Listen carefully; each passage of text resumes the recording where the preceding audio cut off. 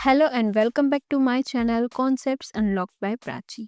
अगर आप क्लास 12 के स्टूडेंट हो, एग्जाम्स की तैयारी कर रहे हो और कभी कभी बिजनेस स्टडीज़ के कॉन्सेप्ट्स डिफ़िकल्ट लगते हैं तो पहले एक बात याद रखना, यू आर नॉट अलोन। मैं यहाँ हूँ आपके लिए हर कंसेप्ट को ईजी बनाने के लिए। आज हम डायरेक्टिंग के एक ऐसे एलिमेंट को समझने वाले हैं जो हर बिजनेस, हर ऑफिस, हर फैक्ट्री का बैकबोन होता है, जिसका नाम है सुपरविजन।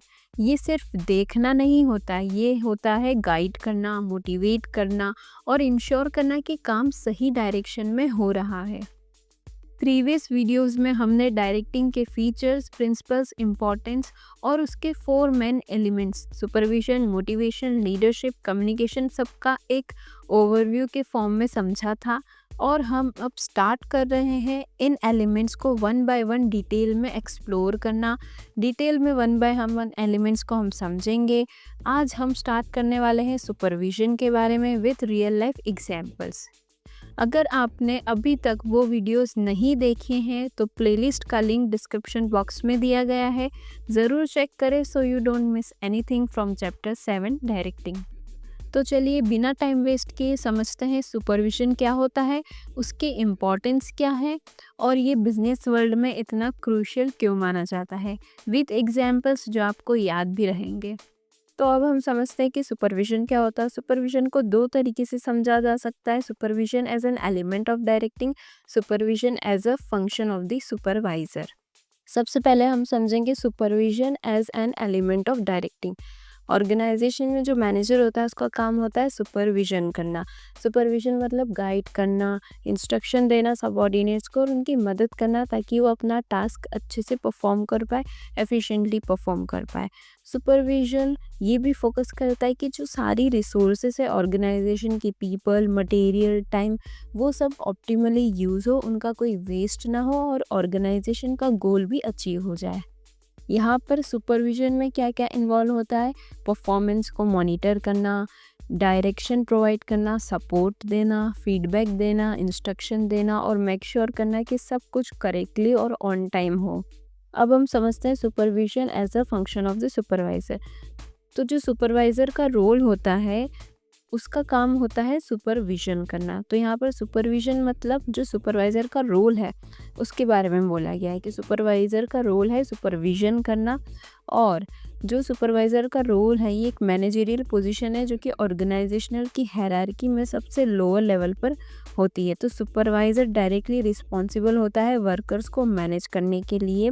जैसे हायर लेवल मैनेजर्स क्या करते हैं, प्लानिंग करते हैं, कोऑर्डिनेशन करते हैं। जो सुपरवाइज़र जो होते हैं वो वर्कर के साथ क्लोजली काम करते हैं और उनको मैनेज करते हैं। उनका रोल बहुत ही इम्पॉर्टेंट होता है क्योंकि ये जो हायर मैनेजमेंट है और जो लोअर लेवल मैनेजमेंट है उनके बीच में जो गैप होती है उसको फिल करते हैं। ये इंश्योर करते हैं कि सारे टास्क जो भी मैनेजमेंट में दिए हैं वो अच्छे से परफॉर्म हो रहे हैं, वर्कर्स को अंडरस्टूड है वो काम। ये मोटिवेट भी करते हैं और वर्कर्स की प्रॉब्लम भी सॉल्व करते हैं। अब हम समझते हैं इम्पोर्टेंस ऑफ सुपरविजन। सुपरविजन की क्या क्या इम्पोर्टेंस है। सबसे पहला पॉइंट है maintains day to day contact and builds friendly relation. जो सुपरवाइज़र होता है उसका क्या काम होता है, वर्कर्स को मैनेज करना।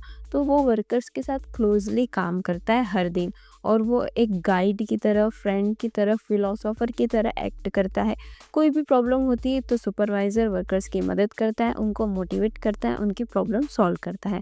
फॉर एग्जाम्पल, अगर कोई वर्कर स्ट्रगल कर रहा है मशीन से, मतलब उसको समझ नहीं आ रहा है कि मशीन काम कैसे करती है, तो सुपरवाइज़र इमीडिएटली उसकी मदद करता है, उसको एनकरेज करता है, जिससे क्या होता है वर्कर्स और सुपरवाइज़र के बीच में एक ट्रस्ट बिल्ड होता है और वर्कर्स और ज़्यादा कॉन्फिडेंट हो जाते हैं। तो ये इसका इम्पॉर्टेंट था। सेकेंड इम्पॉर्टेंस है acts as a link between workers and management. जो सुपरवाइज़र होता है वर्कर्स के साथ क्लोजली काम करता है और वो क्या करता है, जो टॉप मैनेजमेंट होता है और जो वर्कर्स होते हैं जो कि लोअर लेवल मैनेजमेंट पे होते हैं, उन दोनों के बीच में जो गैप है उसको फिल करने का काम करता है।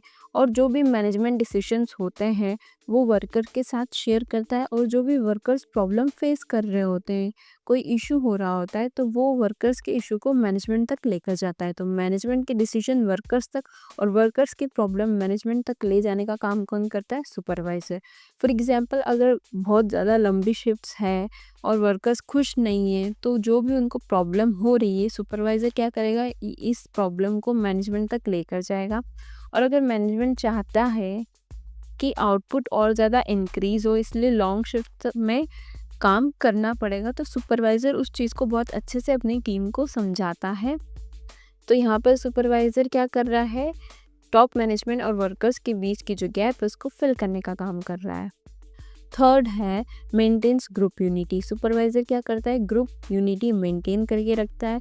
कोई भी अगर इंटरनल कॉन्फ्लिक्ट होती है, लड़ाई होती है वर्कर्स के बीच में, उसको सॉल्व करना है, सुपरवाइज़र का काम करता है। सुपरवाइज़र इसमें मदद करता है इंटरनल कॉन्फ्लिक्ट्स को सॉल्व करने में, और ये टीम वर्क, कोऑपरेशन और हार्मनी को प्रमोट करता है। वो चाहता है कि सारे जो वर्कर्स हैं एक साथ काम करें बिना कोई लड़ाई के। फॉर एग्जांपल, अगर दो वर्कर में डिसएग्रीमेंट्स है, दो वर्कर्स कॉन्फ्लिक्ट हो रही है, उन दोनों के बीच में लड़ाई हो रही है, तो सुपरवाइज़र क्या करेगा? उन दोनों की सुनेगा, उन दोनों के इशू को सुनेगा, फिर उन दोनों को जो है प्रॉब्लम वो सॉल्व करेगा, और ये इंश्योर करेगा कि इनकी जो लड़ाई है, कॉन्फ्लिक्ट है, उससे प्रोडक्टिविटी अफेक्ट ना हो।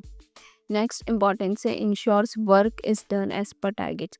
जो सुपरवाइज़र होते हैं उन इंश्योर करते हैं कि जो भी काम दिया गया वो टाइम पर हो, और जो भी इंस्ट्रक्शन दिए गए सब उनको फॉलो करें, कोई भी काम में डिले ना हो, और वो रिस्पॉन्सिबिलिटी लेता है कि टास्क कंप्लीट हो और सब लोग फोकस्ड होकर काम करें। फॉर एग्जांपल, अगर टारगेट दिया है कि आपको 500 यूनिट्स पर डे मैन्युफैक्चर करने हैं, तो सुपरवाइज़र क्या करेगा? ट्रैक करेगा प्रोग्रेस कि कितना काम हो रहा है, और ये इंश्योर करेगा कि टारगेट टाइम पर अचीव हो जाए। नेक्स्ट है provides on the job training. जो सुपरवाइज़र होता है वो वेल स्किल्ड होता है, वेल ट्रेंड होता है। वो नई नई टेक्निक्स और प्रोसेसेस वर्कर्स को डायरेक्टली सिखाता है जब वो काम कर रहे होते हैं। तो वर्कर्स को इसमें मदद मिलती है कि वो अपने स्किल्स इम्प्रूव करें, उनकी एफिशिएंसी भी इंक्रीज़ होती है। तो यहाँ पर supervisor on the job training provide कराता है वर्कर्स को। फॉर एग्जांपल, जो भी कंपनी में न्यू एम्प्लॉयज़ आते हैं, सुपरवाइज़र क्या करेगा? उन्हें ट्रेन करेगा, उन्हें सिखाएगा कि मशीन्स कैसे यूज़ की जाती है, कैसे सेफली सब काम किया जाता है। नेक्स्ट है बिल्ड्स मॉरल थ्रू लीडरशिप। एक गुड सुपरवाइज़र एक बहुत अच्छा लीडर भी होता है, जो कि अपने वर्कर्स को मोटिवेट करता है, इंस्पायर करता है, और उससे वर्कर का मॉरल इंक्रीज़ होता है। अगर वर्कर्स का मॉरल इंक्रीज़ होता है तो उनकी जो काम करने की क्वालिटी है वो भी इंक्रीज़ होती है, और उनकी एब्सेंटिज्म कम होती है। फॉर एग्जाम्पल, एक पॉजिटिव और एनकरेजिंग सुपरवाइज़र सारे वर्कर्स को फील कराता है कि वो जो काम कर रहे हैं उसकी वैल्यू की जा रही है, उसको एनकरेज किया जा रहा है, तो वर्कर और ज़्यादा मेहनत करते हैं। लास्ट इम्पॉर्टेंस है gives feedback and suggest improvements. जो सुपरवाइज़र होता है वो वर्कर्स की परफॉर्मेंस को ऑब्जर्व करता है और उन्हें कंस्ट्रक्टिव फीडबैक देता है, अच्छे फीडबैक देता है, जिससे वर्कर्स अपनी परफॉर्मेंस को और ज़्यादा इम्प्रूव कर सके। सुपरवाइज़र क्या करता है? वर्कर्स की जो अच्छी परफॉर्मेंस होता है उसको रिकॉग्नाइज करता है, उसको एनकरेज करता है, उसका कॉन्फिडेंस बूस्ट करता है। तो ये था सुपरविजन और उसके importance. Thank you so much for watching my video.